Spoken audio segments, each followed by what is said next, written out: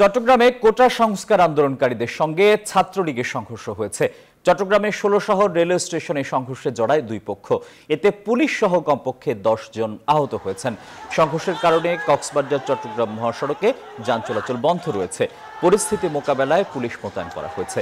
এদিকে চট্টগ্রাম বিশ্ববিদ্যালয়ে বৈষম্য বিরোধী ছাত্র আন্দোলনের সহকারী সমন্বয়ক তালাত মাহমুদ রাফিকে তুলে নেওয়ার অভিযোগ উঠেছে ছাত্রলীগ নেতাকর্মীদের বিরুদ্ধে। শাটল ট্রেনের লোকোমাস্টারকে আটকে রাখায় বিশ্ববিদ্যালয় থেকে শহরগামী শাটল ট্রেন চলাচল বন্ধ রয়েছে।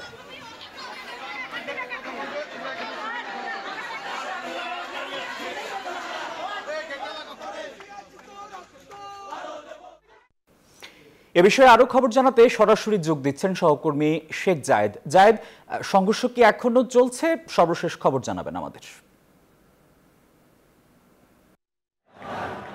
নতুন এক্সপেল এর নতুন ফর্মুলা আরপিএম এর ডুয়েল অ্যাকশন। ঘরের মশা বাঁচবে না, বাইরের মশা আসবে না। ধন্যবাদ আপনাকে। সংঘর্ষ কিছুটা স্থিমিত অবস্থায় আছে। কোটা সংস্কার আন্দোলনকারী যে শিক্ষার্থীরা আছেন তারা এই মুহূর্তে চট্টগ্রাম ১৬ শহর রেল স্টেশনের পাশে চট্টগ্রাম কক্সবাজার যে মহাসড়কটি রয়েছে এখানে তাদের অবস্থান রয়েছে।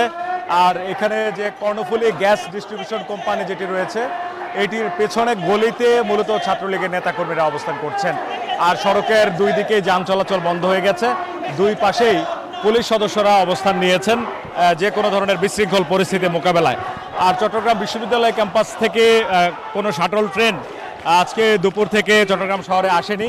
মূলত যেই শাটল ট্রেনে করে চট্টগ্রাম বিশ্ববিদ্যালয়ের আন্দোলনকারীরা এখানে আসেন সেই শাটল ট্রেনটি আর এখানে আসেনি, এমনটি আমরা দেখেছি এবং খোঁজ নিয়ে যেটি জেনেছি লোকোমাস্টারকে সেখানে আটকে রাখা হয়েছে এমনটি আমরা জেনেছি।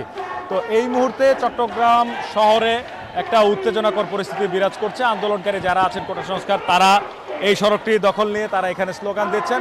আর ছাত্রলীগের নেতাকর্মীরা একপাশে অবস্থান নিয়েছেন, পুলিশের অবস্থান রয়েছে। আপাতত ইট পাটকেল নিক্ষেপ কিংবা ককটেল বিস্ফোরণ কিংবা ধাওয়া পাল্টা ধাওয়া বন্ধ রয়েছে। এই হচ্ছে চট্টগ্রাম থেকে আমার কাছে সর্বশেষ। ফিরছি স্টুডিওতে, আসিফ টিপু আপনার কাছে।